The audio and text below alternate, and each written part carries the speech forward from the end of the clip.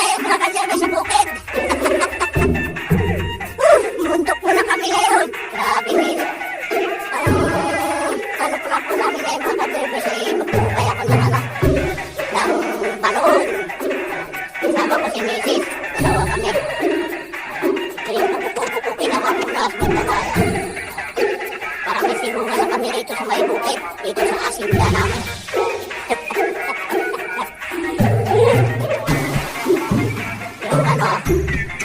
Yung nagpupukay kasi ako mga kaserbe siya.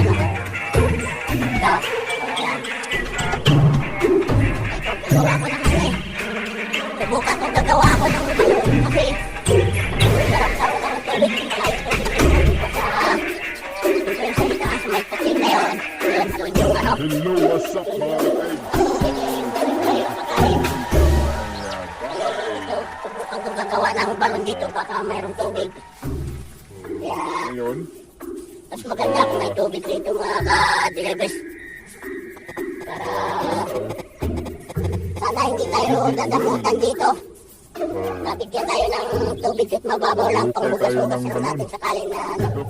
Kasi para kung magka-delivers sa mahal na araw, magagawa kasi ako ng puporito para masyalan yung sakali na ano. Kasi dito naman talaga. May lalim na 3 meters. So 3 meters na ang lalim nito. Ang budget nito is 10,000. So hanggang dyan lang ang 10,000 po. Mabukan ng 3 meters.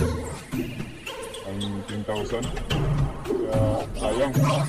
Kasi ang tigas dito sa ibabaw. Dito sa ibabaw yung mga bato is sigang tigas. Kaya hirapan sila sa pag-bugal. Hirapan sila sa pag-bugal. So, kaya ito, mag-isa lang ako maghukay ngayon. Yan. So, yung lalim na yan. So, kung makikita nyo, may tubig na. Yan. So, nakikita nyo yan. So, sa ilalim may tubig na. So, dito kasi, nung naghukay kami, yung isang Sabado, yung ano niya, yung sa ilalim sa iba yung sunog pag-bukal mo. Pag-bukal mo, iba sunog eh. Parang may kuiba sa ilalim. Yung pagkakuha namin sa malaking bato, yun may parang siyang may putik. Kumbaga, parang may bitak tapos may putik. Yung pagkuha namin ng malaking bato, may parang may kuiba tapos may tubig na. May daanan na ng tubig sa lalim. So ang swerte kasi parang may kuiba kasi. May kuiba tapos tubig na. Hindi tayo masyadong mahirapan kaso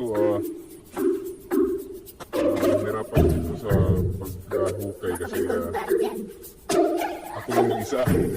Kaya challenge to, challenge. Ako lang mag-isa ang maghukay ngayon. Watch and observe my talent. Ito yung background natin. Yan. Yung surroundings ng aming bahay. Yung bahay namin isa hindi pa natapos. Luma na ito.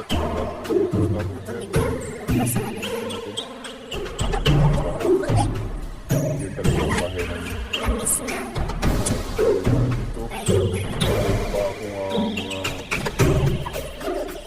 Gamit lang pang-ayos sana sa bahay kasi naubusan ng budget. Kaya ito, may bago na namang project itong balon natin na hindi pa natapos-tapos sa paghukay. Kaya yun. So ang budget ko sana ito is yawan 14,000 kasi sabi ng sayang daw kasi malapit na daw ang tubig dito. Kaso hindi niya alam na siguro palang hirap hukay ang balon. Yun. Sana tapos na to. Matagal na. Ginawa pa namin yung yawan. Gumawa pa kami ng tao na yawan. Hindi ginagawa niya, ano lang, buo siya ng tao, arawan. Kaya yun, lang mahukay. Kaya sayang yung sahod. Kaya ito, ako lang mag-isa mahukay. Right, so watch and learn. Watch out. Okay, so pupunta na tayo sa lalim para maghukay. So, pumasok na tayo. Alright. Wala nang maghukay.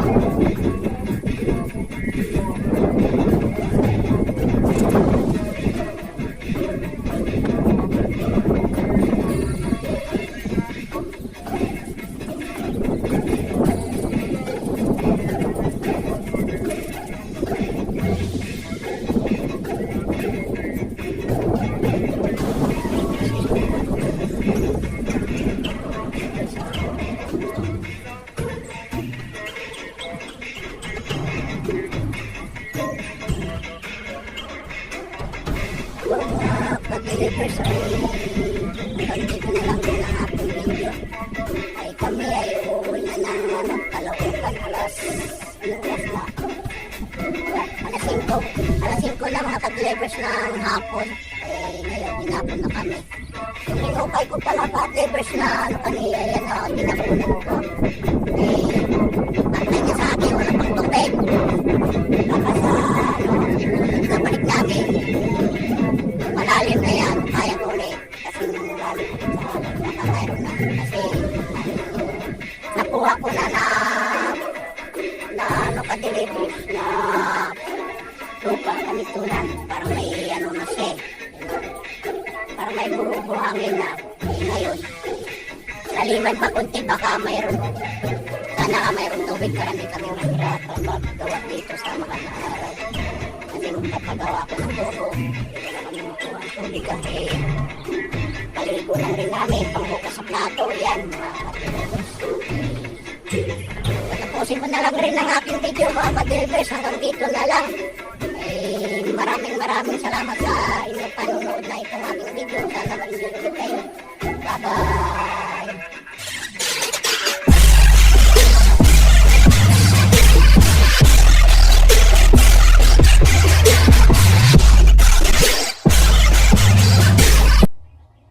Tayo ang naghukay.